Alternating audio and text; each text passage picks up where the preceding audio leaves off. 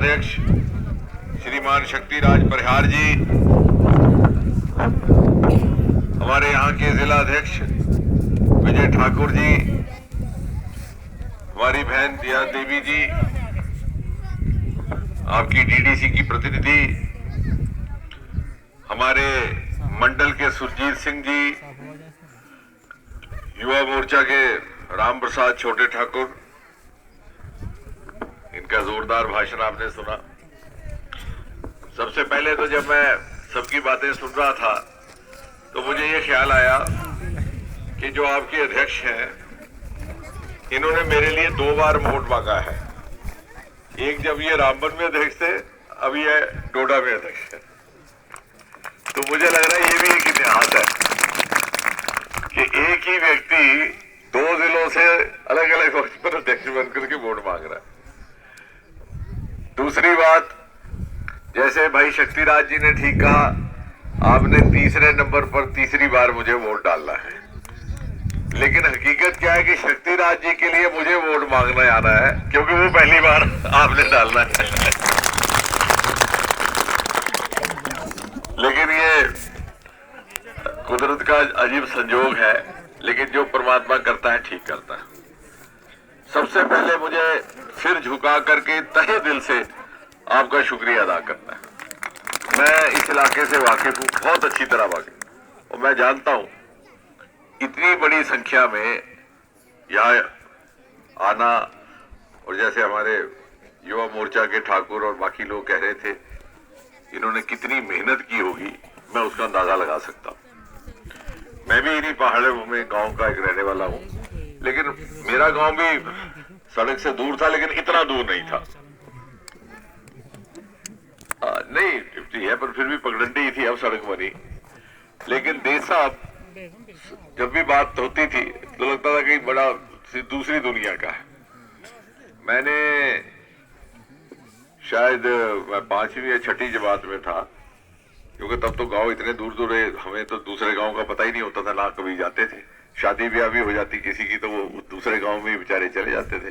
माँ लकड़ी रख देती थी डोली के। मेरी दादी की जब डोली गई तो उसकी माँ ने लकड़ी रखी डोली में। वो 14 साल की थी। वो कहती है कि मुझे समझ नहीं आया क्या है, तो माँ ने कहा तेरी सास समझ आएगी। कि उस दिन तब हमारी बेटियां जल्दी बेचारी स्वर्गवास हो जाता था कभी पैदावारी में कुछ, कि भाई अगर तेरा कुछ ऐसा हो गया, तू नहीं रही, तो हमने कहाँ पहुंचना दूसरे गांव, तेरे ससुराल वाले हमारी तरफ से लकड़ी डालेंगे। ये हालत थी इन गाँव की। अगर आज आप बच्चों को सुनाओ तो सोचेंगे किस जमाने की ये बात कर रहा है। मैं अपनी दादी की बात कर रहा हूँ।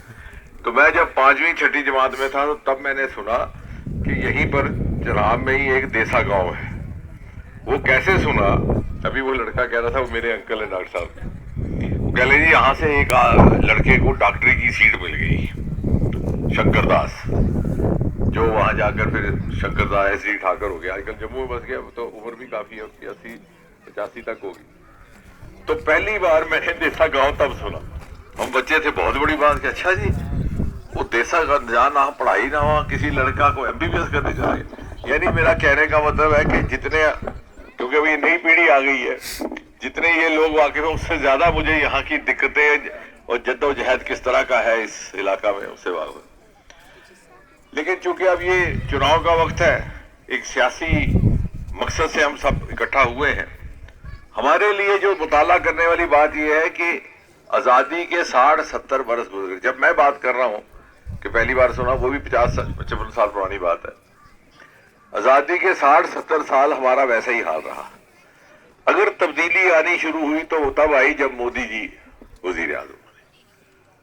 मुझे यकीन है कभी कोई तारीख साज इस बात को भी गौर करेगा कि ऐसा क्यों हुआ।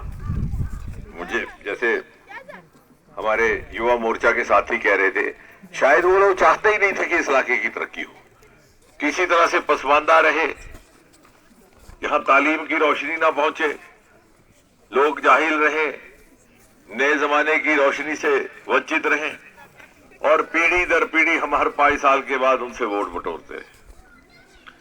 मोदी जी ने प्रधानमंत्री बनते ही कहा कि जहां जिस चीज की कमी रह गई है मैं पूरी करूंगा।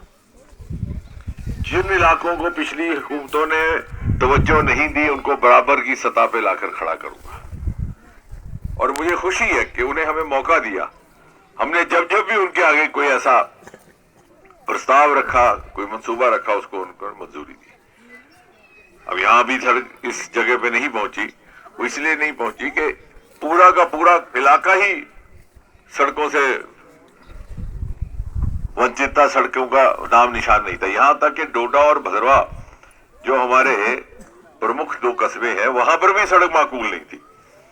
2013 में मैं युवा मोर्चा के साथ ही राम प्रसाद जी, ठाकुर जी, मैंने आपकी भाषण बड़ी तवज्जो से सुना, आप भी मेरा सुनो। नहीं, मैं वैसे ही कह रहा हूँ। 2013 में युवा मोर्चा के साथ मैं एक बार डोडा से भदरवा गया। बारिश शुरू हो गई, मैंने लड़कों को बोला आप अपना प्रोग्राम जारी रखो, यहाँ पस्सी आ जाएगी, वापस नहीं डोडा पहुंचे। वो बोले नहीं सर कुछ नहीं हुआ, थोड़ी सी बारिश है। मैं कह नहीं आप करो। वाकई 40 मिनट 50 मिनट के बाद पस्सी आ गई। ये हालत थी डोडा और भदरवा के बीच में। फिर 4-4 घंटे रुको, तो वहां से शुरुआत हुई है।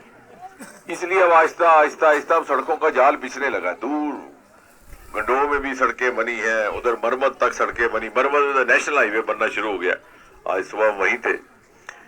आहिस्ता आहिस्ता भी यहाँ भी, क्योंकि इरादा है इस सरकार का, इच्छा शक्ति भी है, और बकायदा निरंतर बगैर किसी विलंब के, बगैर किसी अड़चन के, बगैर किसी रुकावट के लगातार काम जारी भी है। और इसलिए हम ये भरोसा रखें कि अगर मोदी जी ने वहां तक सड़कें पहुंचाई हैं तो यहां भी पहुंचाएंगे।